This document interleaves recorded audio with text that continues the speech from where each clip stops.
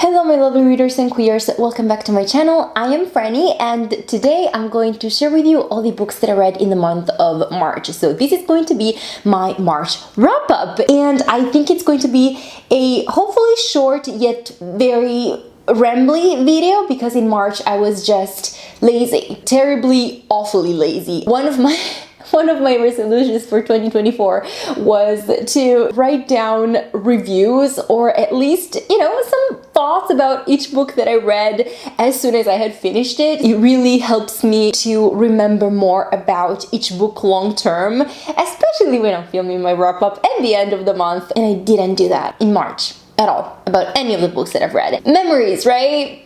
What are they even? But if we want to look at the bright side and stay positive, the silver lining here is that as soon as I realized how just terrible I was in March and how I didn't do what I said I would do, well, I switched gears immediately. And this month, because I'm filming this in April, I have actually written very detailed reviews on Goodreads for each of the books that I've read so far. So I'm very happy and proud of myself for correcting my behavior and just trying to be better, Anyways.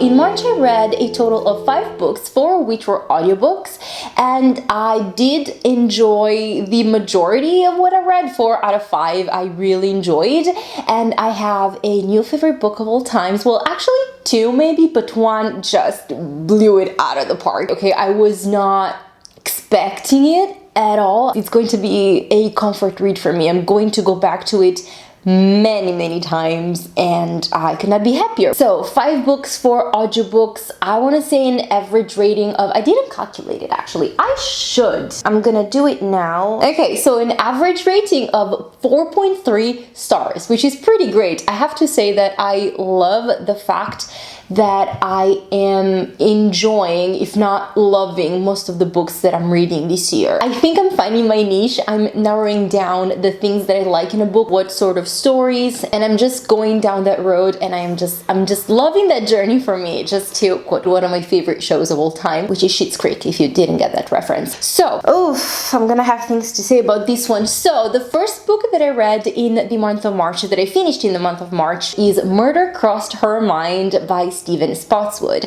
And this is the 4th book in the Pentecost and Parker series, which is a series that I'm just loving and adoring. Every installment is great and it keeps on getting better and better. I loved the first book. The second one was kind of okay for me. It was my least favorite. And then the third one was great. And this 4th one, oh my goodness, 5 stars. I just loved it so much. This series is set in the 1940s in New York and it follows, what's her name? Jesus Christ, what's her name? Willow Jean. It is narrated by Willow Jean Parker, who is a private investigator that works for the more famous private investigator Lillian Pentecost, who has MS, so we have that representation in this series. In this volume specifically, they investigate first the disappearance and then murder of Vera Bodine. And Vera Bodine was an elderly shut-in hoarder who had a photographic memory. She remembered everything she ever saw or read in her entire life. She also cooperated with the FBI during the Second World War to find Nazis who had immigrated into the United States. First she goes missing, which, for a shut-in, it's kind of a big deal. And an attorney who used to work with her asks Lillian Pentecost to look into it, and then they found her dead, and so they have to investigate the murder, see who could be behind it, if it is indeed a murder, what happened, and all of that. I loved this book. I loved the pacing, I loved the mystery, I loved the investigations. I love the fact that in this series you sort of have secondary characters that you have met in previous installments, and then they keep sometimes reappearing in following cases. And apart from the specific case or the specific murder investigation that is at the center of each individual book, you sort of have overarching plots and narratives that tie all the books together, and that I am guessing are going to come to a resolution at some point in the future, perhaps in the last volume of the series, which I hope happens as late as possible, because I want Stephen Spotswood to keep writing books in this series, and I don't want it to be over. I want it to continue and continue and continue. So the later we get to that resolution, the better for me, honestly. It's kind of like a TV show, kind of like Castle, which is one of my favorite shows of all time. Like, there always comes a time throughout every year when I feel in the mood to rewatch some episodes or some seasons in their entirety, even, because there are some serious cases, but at the same time it has a vibe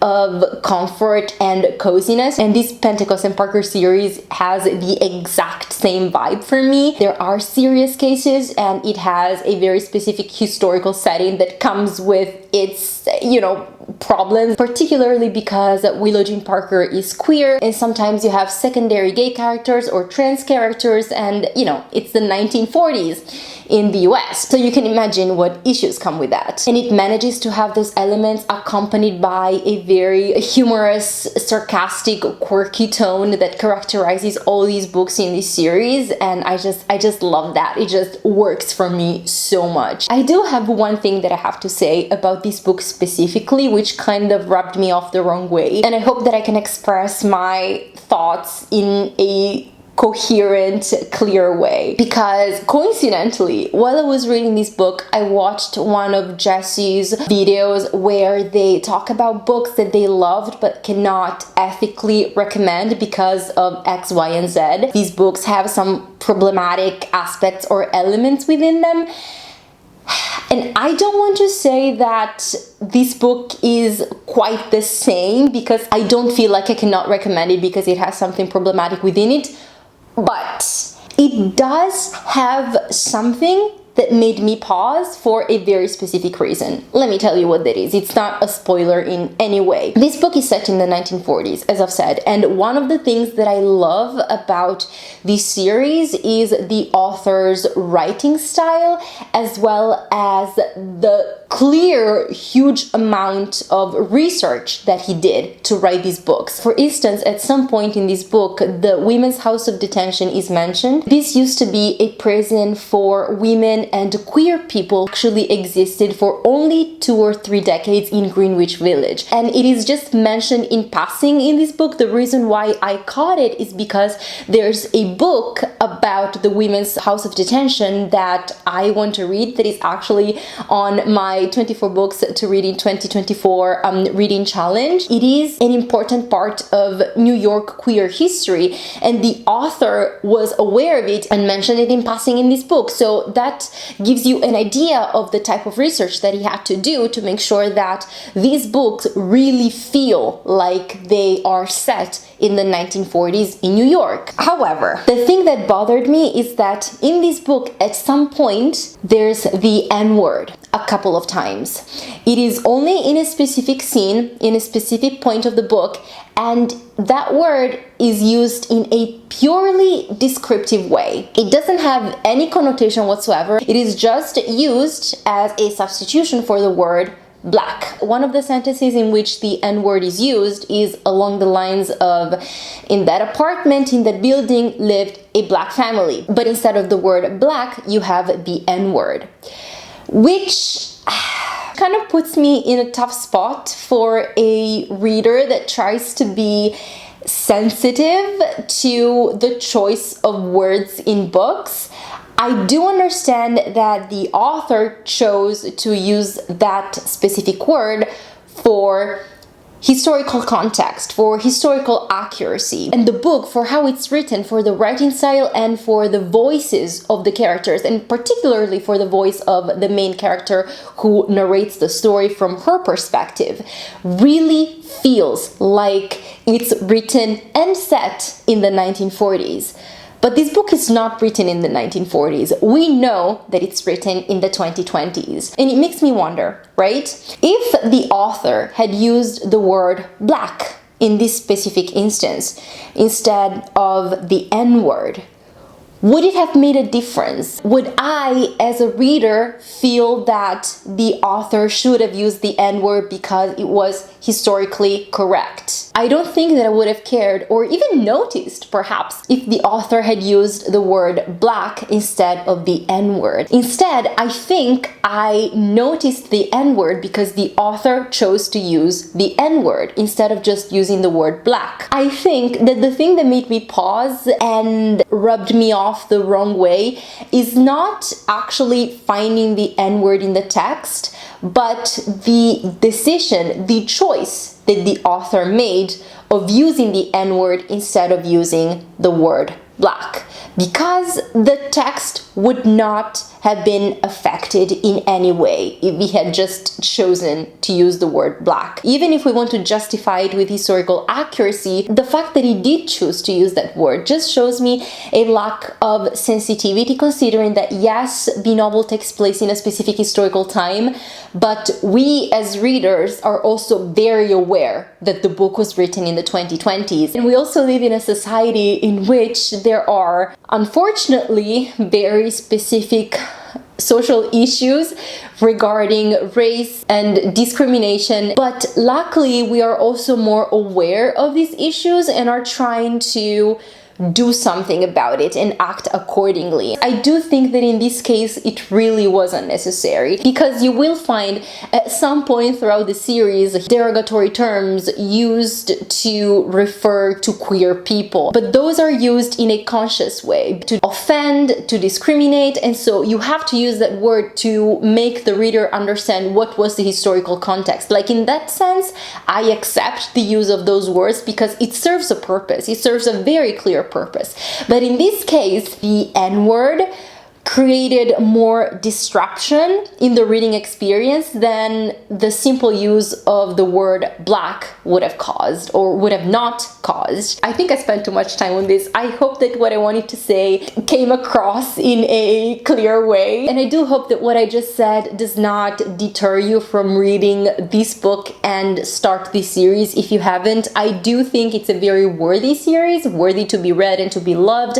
I do think that it's a great series. I will keep on reading it and I will keep on recommending it. I don't think it's that problematic, and that's why I'm saying that I don't think it's quite the same thing that Jessie was doing in their videos, but it is something that made me pause. I felt compelled to say something about it, and that's why I'm saying something about it. I hope that makes sense. Anyways, I loved this book and I am appalled that this series is not as famous as it should be. I never see it anywhere. I don't see it on booktube. I don't see it on Bookstagram. I don't see it in the circles that I virtually frequent. And that's just weird, because I think that a lot of readers would really enjoy this series. At some point, I do want to make a video that focuses specifically on this series, because I do think that it deserves more love. But yes, I gave it 5 stars, and it would have been my favorite read of the month if not for the audiobook that I listened right after. It changed me. It changed my life as a reader, and that book is Everyone in This Room Will Someday Be Dead. Written by Emily Austin and narrated by Emily Tremaine. Oh, by the way, Murder Crossed Her Mind was narrated by Kirsten Potter. She does such an amazing job, so be sure to listen to the audiobooks if you want to start this series. But let's focus on Everyone in This Room Will Someday Be Dead, because this book, oh my goodness. I do not know how to talk about this book. I do not feel smart enough, literate enough, qualified enough. This is a contemporary literary fiction novel about a lesbian woman who is in her late 20s. It's clear from the very beginning she suffers from depression and anxiety, and the book opens with her having a car accident, and so she goes to the ER, where she's very well known because she goes there every time she has a panic attack, which happens very often. While she's there and she's having her broken arm put into a cast, she finds a depliant to have a free therapy session or something like that, and so she goes to that address without realizing that that's a church's address. And once she gets there, she is mistaken for someone who is applying to be the church's receptionist, because the old receptionist has passed away, and so they're looking for a replacement. And so Gilda, that's the main character's name, Gilda a lesbian atheist woman finds herself being the receptionist at a Catholic church where they don't know about her being queer and atheist. And the book kind of has a stream of consciousness vibe. It's basically a chronological collection of her thoughts while she is the receptionist at this church, and basically she has just to, answer the phone, check the emails, create a website, or use the social media for the church. She finds herself in a situation where she has to pretend all the time and she's out of her comfort zone. She's also weirdly affected by some emails that a friend of the previous receptionist keeps sending to her, because this friend doesn't know that her friend has passed away, and so she keeps on receiving these emails and she feels so inexplicably sad, and she feels like she has to reply to these emails to not hurt or give bad news to this old woman that is just sharing, information about her life to her friend. And we keep on following her and her thoughts as her mental health gets worse and worse. It's basically a descent towards the abyss of a full-on depression crisis. The heartbreaking aspect of this book is the fact that the main character is so clearly depressed. She so clearly needs help and support, and she doesn't know how to ask for help. She doesn't think she deserves to ask for help because she doesn't think that she can get better.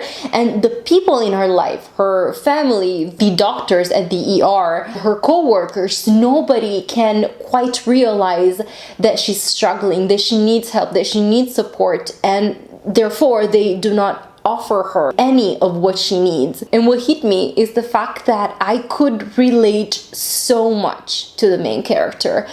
She has such weird, peculiar thoughts about the smallest or biggest things in life, and I have thought those thoughts, not quite in the same way. I would have not been able to put into words quite well what she's thinking and what the author was able to put into words, but I have had those thoughts. Those were things that subconsciously and sometimes more consciously were on my mind, and the fact that I saw on the page written words that perfectly captured what was on my mind and I wasn't able to express in quite the same way just hit me and struck me to my core in a way that I cannot quite explain. I just loved this book so much. I highlighted so many passages, so many quotes, so many incredible, challenging things about our society, about religion, about mental health, about human existence. And it is crazy to think that a book with such a morbid title and with such a depressed main character contains so much love for life and excitement for life and appreciation for life and humanity. And that's another thing that just struck me to my core, and oh my god, I love this book so much. It has a very specific vibe, a very specific tone that I don't know if it would work for everyone. You kind of have to get into the right mood and the right mindset to read and appreciate this book. And it kind of made me think of a TV show that I've watched with my wife recently called Deadlock. It's on Amazon Prime. It's a very weird show. We loved it. It was great. It was such an amazing show, so underrated, but it is a very weird TV show. Like, I loved it. I thought it was brilliant, genius, a work of art. It is set in New Zealand in this very small town full of lesbians and queer women, and a lot of men start being murdered. Perhaps there's a serial killer on the loose, who knows. I wouldn't recommend this show to just anyone because it has a very specific vibe, a very specific humor that wouldn't gel with many people. It is, it's very niche in that sense, and I think that this book is kind of the same. I mean, it is widely known and appreciated. It is a very beloved book, so that really makes me happy because I wouldn't have thought it would have been loved so much by so many people. But yes, I just loved it so much, and I want to read a couple of quotes from it to kind of make you understand how it challenges beliefs and religion and traditional ways of thinking, and that's why I loved it so much. Just so you have an idea, I'm going to read to you a couple of quotes that I think were just absolutely brilliant. They blew my mind away. It's always been hard for me to feel happy. I think the triggers that prompt my brain to transmit happy chemicals are broken. The only time I have felt happy at all recently was when I was watching a movie with Eleanor and she was laughing. When I think about the Catholic Church and about most religions in general, my theory is that they came to be as a solution to our existential dread. It's comforting to imagine that everyone who is dead is just waiting for us in the next room. It's calming to imagine that we have an all-powerful Father who is watching over us and who loves us. All of it makes us feel like our lives have some divine meaning. It helps us feel happy. It's ironic that a belief system theoretically created to help me feel safe and meaningful takes away one of the few things that makes me feel like my life is worth living at all. I have goosebumps right now. Jesus Christ.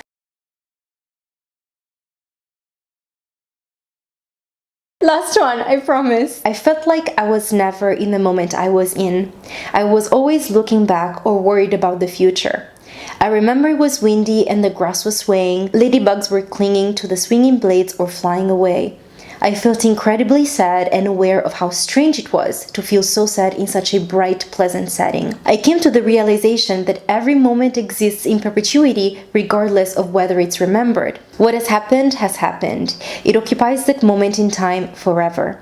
I was an 11-year-old girl lying in the grass one summer. I knew in that moment that was true and recognized that I would blaze through moments for the rest of my life, forgetting things and becoming ages older until I forgot everything. So I consoled myself by committing to remember that one moment. Just speechless. It's one of my favorite books of all time now. It's going to be one of my comfort reads because, as I've said, it is dark and serious and heavy, but it contains multitudes, right? It contains so much love for life and humanity and wanting to make the most of it, of the time and the memories that you have. And I just loved it so much. 5 stars. The camera died because I spent too much time talking about the books when I said that the whole wrap-up was going to be quick, and dark clouds rolled in the meantime, so we're gonna have to deal with the darkness, which is kind of fitting in a way because now I'm going to talk about a book that I actually disliked. So thank you, weather, for fitting the mood of the books that I'm talking about. The book I disliked is The Verifiers by Jane Pek. This is the first book in a series because apparently this one book was not enough. Like, we have to have a sequel. What is this book even about? I don't remember. So basically we follow, our main protagonist is Claudia. She's Chinese American and she's in her 20s. She lives in New York and she bikes everywhere. That's for some reason very important to know. And she is a verifier. She is not a private detective. She's a verifier. She works for a detective agency that is not a detective agency because they solely, like, their whole business plan is investigating men on dating apps to make sure that they are who they say they are, that they do what they say to do, and all this stuff. So basically they verify the information that mostly men provide on dating apps. And this whole premise was already very hard to swallow because you want to make me believe that there are so many people living in New York that have enough money to be able to afford to pay a detective agency that is not a detective agency that apparently charges a lot to investigate people that blindside them or ghost them or that are just there on dating apps to make sure that what they say is the actual truth. Sure, let's go with that. And our Claudia here, who just started at this agency, by the way, let's remember that. Our Claudia here is put on a case where she basically has to go through a lot of chats between this man and their client because this man is supposedly asking too many questions and wanting to know too much about this woman without wanting to meet in person. So Claudia has to go through their chats as well as through these men's chats with other women on the dating apps to see if there's something weird going on, if there's something that needs to be investigated further. And when she brings the results of these first checks to their employers, they say, nah, it's fine, there's nothing else to investigate, let's just tell the client what we found, but there's nothing to go further. This client is not convinced. She wants to keep investigating, and basically this client turns up dead at some point. She committed suicide, and Claudia feels somehow responsible because perhaps they should have taken her more seriously, they should have kept investigating, and long story short, this Claudia starts investigating on this death because she thinks it's a murder and she thinks that this man had something to do with it. Even though the whole premise is extremely unbelievable. New York is expensive, okay? I do not think that there are so many people that are on dating apps that would be willing to spend a lot of money to investigate if the person that they're chatting to is actually who they say they are. Like, that's what social media is for, you know, stalking, getting your information. I feel like the further you could go is to ask your friends to help investigate this person to see if everything checks out. Especially millennials and younger generations who are on these apps, like, they do not have all the extra money to spend on these things. But anyways, even with such an unbelievable premise, I was willing to give this a go. I do not even know why I finished listening to the audiobook. I feel like so many times I was on the verge of dropping it and DNFing it because the boringness of it all kept on building up and building up. What kept me going was the sheer curiosity of seeing where the author was gonna take it. If at some point she could turn it around and actually make it interesting to read. But the whole book did not feel like a mystery novel. It almost read like a non-fiction text about made-up dating apps and websites and how the dating world works. And I don't even know if the information, the huge amount of unnecessary information provided in this book, is actually real. It was so surreal how this book was written and how it read that I honestly don't know where the author wanted to go with this. It really read like a dissertation, like a thesis on dating apps and the dating world in New York or North America specifically anyway. I don't get it, particularly because Claudia is obsessed with a, I'm guessing, fictional made-up detective from a book that she and her mother love. And so Claudia, and therefore the author of the book, is allegedly a connoisseur of the mystery genre and how mystery books and novels are supposed to be written. And so we have an author who claims to know what the mystery novel pacing, stereotypes, main elements should be like. And then you write a novel that is supposed to challenge those stereotypes and pacing and whatever, but it turns out to be a complete fail and even more boring than all other mystery novels could possibly be. And it annoyed me so much because this book had the elements to potentially be interesting, very interesting to read. It is set in New York. It is about the dating world. There's an artificial intelligence sort of component that comes out later in the book that is completely misused. And we have a Chinese American main character who emigrated with her mother to the United States when she was 5 or 6 years old. Her mother, who does not know that she's a lesbian. Her father was an alcoholic and left their family when the kids were very young. She has complicated relationships with her older siblings because there's a lot of jealousy there. There's a seed to what could become a potential office romance with her employer. Like, there's a lot in this book, right, that could have been unpacked in a different way. I don't know if it's because perhaps there were so many things going on that the whole thing just collapsed before it could become something else, something interesting to read, but it was a mess. I gave it 2.75 stars because, as I've said, the elements were there, it had a lot of potential, and it was actually well written in terms of, you know, words, sentences, paragraphs, those things. Like, it was actually well written. The whole mystery component that should have been on the forefront was not, and it was too slow, too dragged out for no reason whatsoever. The whole book could have been half of what it was if you remove all the dissertation parts. It didn't work. It didn't work for me. I talk too much about this book. I want to be done. This book kind of reminded me of another book, The Portrait of something. I can't remember the title. I can't remember the author. I will put an image on the screen because you probably know what book I'm talking about when you see the cover. It was supposed to be Ocean's 11 plus the Chinese diaspora in a book, and it was none of that.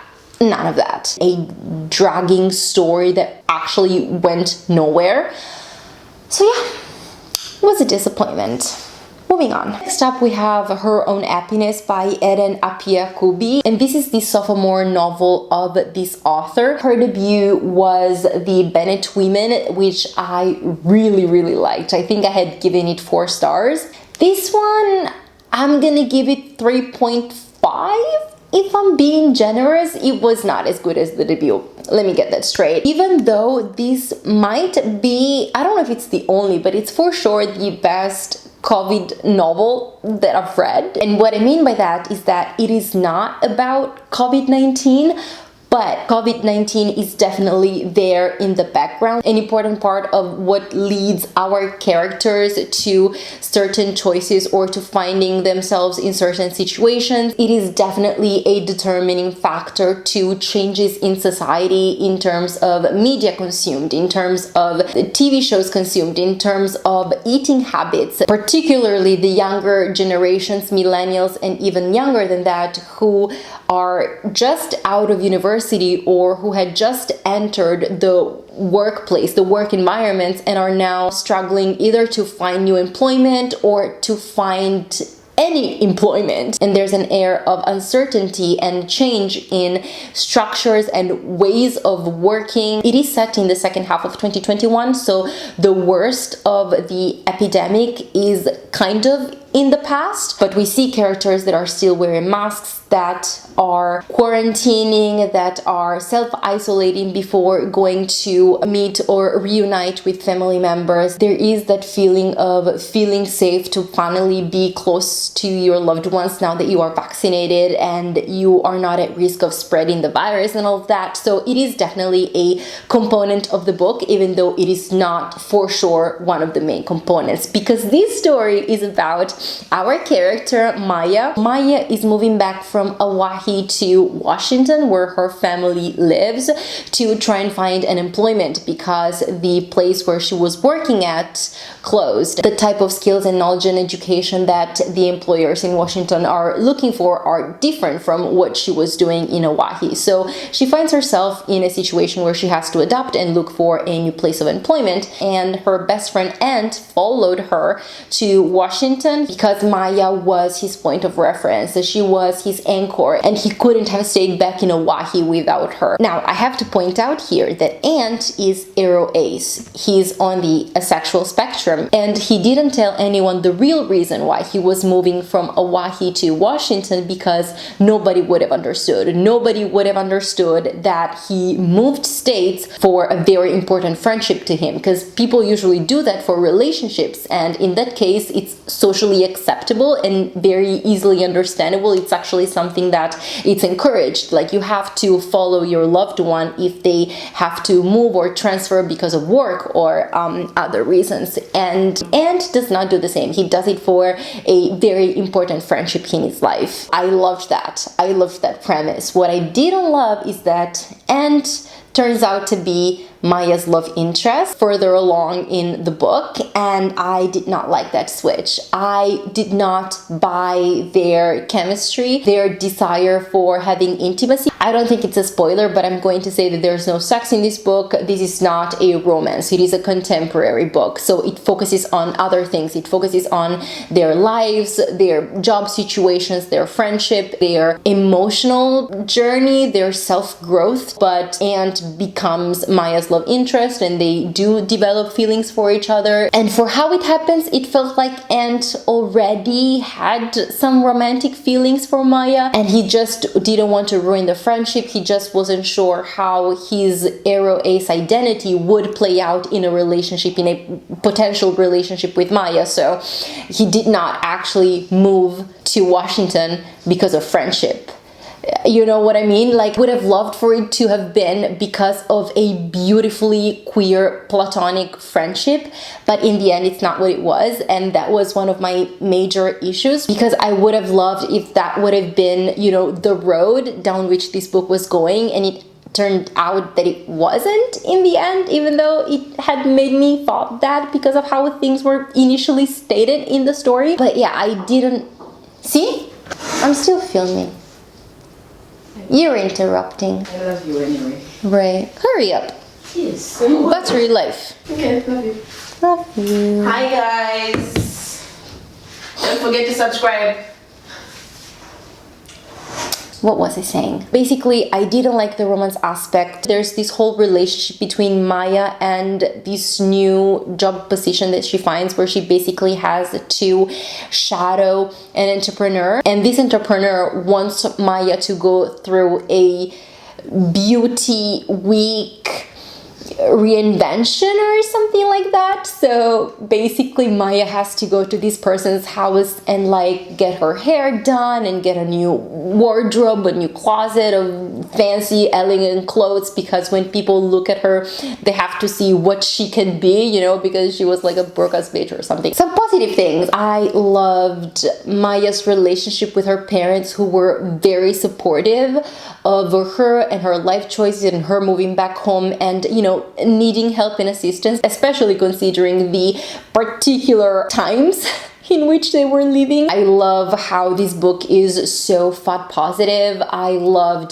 the queer representation. Our main character, Maya, she is fat, black, and pansexual, and she's very proud of her identity, the intersectionality of all her identities, and that is something else that did not quite convince me, and that's why I gave this book 3.5 stars. The fact that she is so proud of being bold and loud and queer and colorful, and then she goes through this reinvention beauty week and she just goes along with everything that this rich woman is telling her to do, just because this woman was, you know, this young entrepreneur coming from a very rich family, but using her richness for the good, you know. It felt like it was not coherent with how Maya's character was being described and portrayed and everything. I also loved how mental health was handled, so there were definitely a lot of positives, a few negatives, and that's why my rating and overall enjoyment of the book was not as high as it had been for her debut. But I will for sure keep reading Eden Appiah-Kubi's books. I love how they deal with a lot of things but manage to be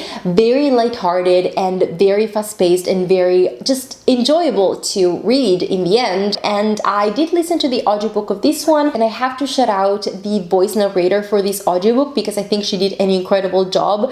Her name is Tamika Caton Donegal, and she narrated another book that I want to listen to soon. The Queer Girl is Okay, The Queer Girl is Going to Be Okay, something like that. I will put the cover on the screen so you can see it. That's a YA book, a YA queer novel, and I cannot wait to listen to that one as well very soon. So stay tuned for that because it's happening soon and I cannot wait to get to that one. And the last book that I have to talk about in this video is the only ebook that I read in the month of March, and that is Here We Go Again by Alison Cochrun. I had an e-arc of this one because it came out on April 2nd, and I did finish reading this book in April, but I think I had read 80% by the time March ended, so I'm going to consider it a book I read in the month of March. I tried doing a reading vlog for this book. I still have to get my hands on it, so I will try and see if I can make it happen and put it together and put it on the channel. I'll see. Anyways, I was highly anticipating this book because I read and loved Kiss Her Once for Me by the same author, and that book was just great. I really loved it. So I knew that Alison Cochrun could deliver a great sapphic romance, and I was very excited for this book, and I ended up just loving it. I loved it so much. It is about these two women who are now actual rivals, and they teach at the same school. They used to be best friends when they were in middle school. Then something happened, they grew apart, and they started actively antagonizing each other. But in high school, they also both happened to be very close to their English teacher, Joe Delgado, a gay Latino man who just had such a pure heart and was such a good English teacher to his students, and he really cared for his students, and he kind of was a mentor slash father figure in these women's lives. After high school, they stayed close throughout the years. When he was older, Joe got diagnosed with cancer, and when that happened, our two female leads, Rosemary and Logan, stayed with him at the hospital. They went with him to the visits with the doctors. They started a funding campaign in their small little town to help him to shoulder all the costs and medical bills that came from the cancer treatment. And when this book starts, Joe's cancer is back with a vengeance, and the doctors can't do anything else to help him. He's going to die in a few weeks. Joe does not want to die in a hospital. He does not want to die surrounded by beige. He wants to die surrounded by color, looking out at the ocean in his cottage house in Bar Harbor, Maine. And so he asks Logan and Rosemary to accompany him on a road trip from Washington State to Maine and just be there with him and for him in his last few days until he dies. And of course, that's a lot to take on, but after some convincing, Logan and Rosemary find the gayest van that they could possibly find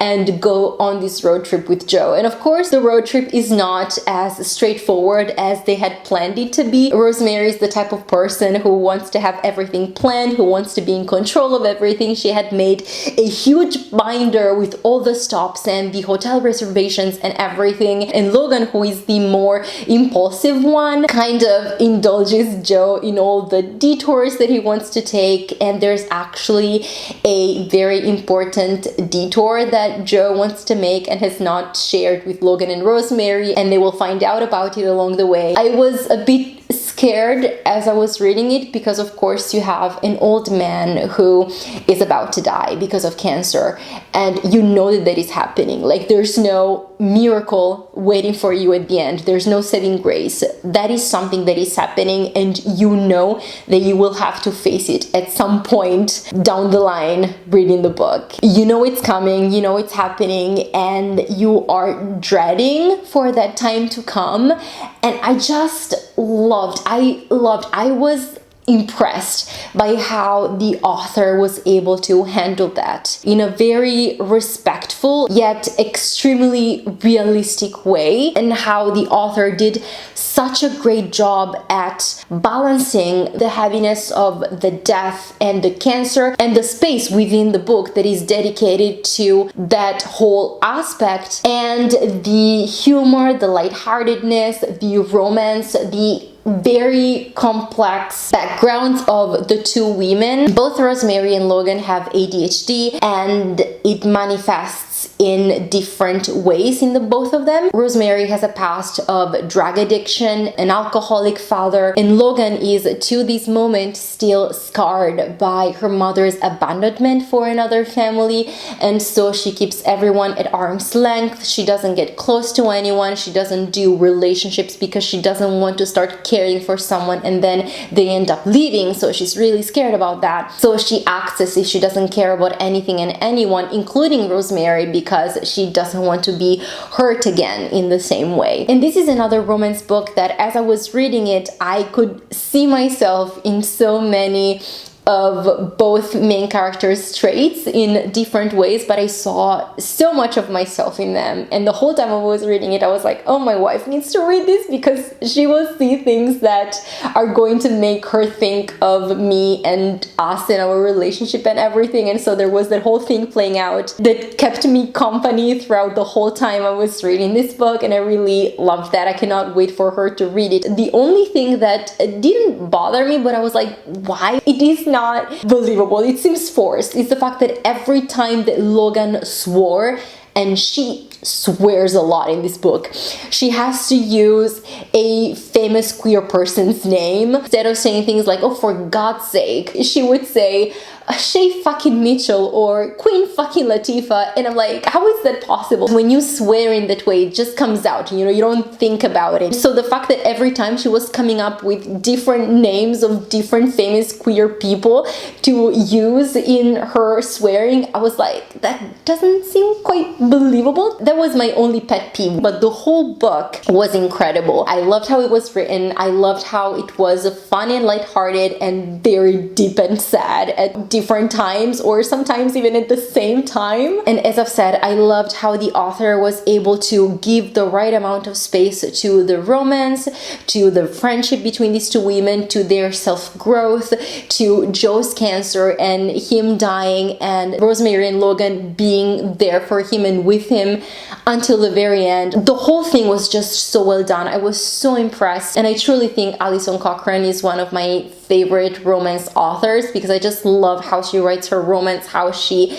cares about all the components of the book. She doesn't forget anything along the way. Everything is thought out, everything makes sense, everything has its own place and time. I loved everything about it, and of course I gave it 5 stars. Is that surprising? I think not. And this is it for this video. Thank you so much for watching it. I am tired. I have been talking for 2 hours plus. I don't even know at this point. The weather has changed many times throughout this video. I thought it was going to be short and sweet, but of course it was not, because I am me. You never get anything short and sweet from me. It has to be rambling and just a mess all over the place, but that's just me, right? That's my brand. So thank you so much for watching. Let me know in the comments down below what you have read in the month of March. What was your favorite book you read in the month of March? And also let me know if you have read any of the books that I've mentioned and that I've talked about in this video. If you didn't know about these books and now you want to read them, let me know in the comments down below, because I would love to talk to you guys. And this is it for today. I will see you very soon with my next video, but until then, have a good one, take care, and keep reading queer books. Warm hugs. Bye.